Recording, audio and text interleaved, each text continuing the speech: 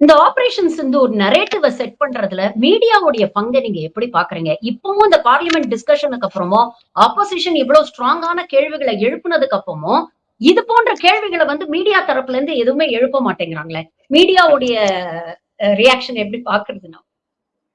இல்ல மீடியா ஒண்ணும் செய்ய முடியாத இடத்துல இருக்குங்க. அதாவது அ அ 2 விதமா பார்க்கலாம். ஒண்ணு வந்து மீடியாவுக்கு கொஞ்சம் தைரியம் இருந்ததுன்னா, எந்திரிச்சு ஒரு 4 கேள்வி கேட்க ஆரம்பிச்சாங்கன்னா, எதிர்க்கட்சிகள் வந்து அதுல வந்து நூல் பிடிச்சு அவங்க வந்து கேள்வி கேட்க ஆரம்பிச்சுருவாங்க. இது ஒரு பக்கம். 2வது வந்து எதிர்க்கட்சிகள் வந்து இன்னும் கொஞ்சம் அடுத்த ஒரு கட்டத்துக்கு தன்னுடைய போராட்டங்களை எடுத்து சென்றால், நிச்சயமாக மீடியா வந்து அதை இக்னோர் பண்ண முடியாத ஒரு சூழ்நிலை ஏற்படும். இப்போது இது ஃபார்ம் லாஸ் எதிரான அந்த போராட்டமே எடுத்துக்கொள்ளுங்களேன். டெல்லியில மட்டும் நடந்ததுனால ஒரு பெரிய ஒரு இது வரவில்லை. அதாவது பெரிய ஒரு இம்பாக்ட் எப்போ வரும்னு பாத்தீங்கன்னா, நாடு ஸ்தம்பித்தா தான் இந்த பெரிய இம்பாக்ட் வரும். இவர்களுக்கு நிகராக இல்லைனால் இவர்களை சப்போர்ட் பண்ண இந்த ஃபார்ம் லாஸ்க்கு, அதாவது பஞ்சாப் விவசாயிகளை சப்போர்ட் பண்ற மாதிரி மகாராஷ்டிராலயோ, தமிழ்நாட்டிலயோ, பீகார்லயோ, பெங்கால்லயோ வந்து இந்த மாதிரியான பெரிய போராட்டங்கள் வெடித்திருந்தால், நாடென்பாடும் போராட்டம் என்ற அந்த சூழ்நிலை வந்திருந்தால் நிச்சயமாக மீடியாக்கு இக்னோர் பண்ண முடியாது.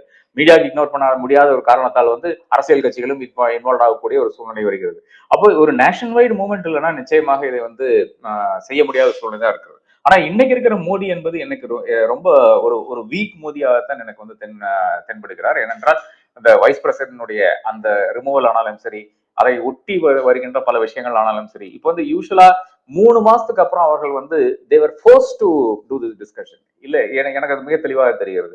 ஏனென்றால் இல்லைன்னா இந்த மாதிரி டிஸ்கஷன் வந்து நடக்கவே நடக்காது. பாராளுமன்றத்தில் நடக்கிறதுக்கு வாய்ப்பே கிடையாது.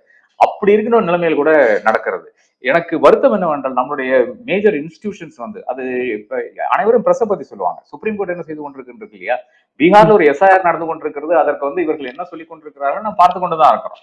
அப்போ அது ஏன் வந்து will step in if mass exclusion is found in draft voter rolls Supreme Court சொல்றது வந்து நான் என்னை பொறுத்தவரை கண்டனத்துக்குரியது.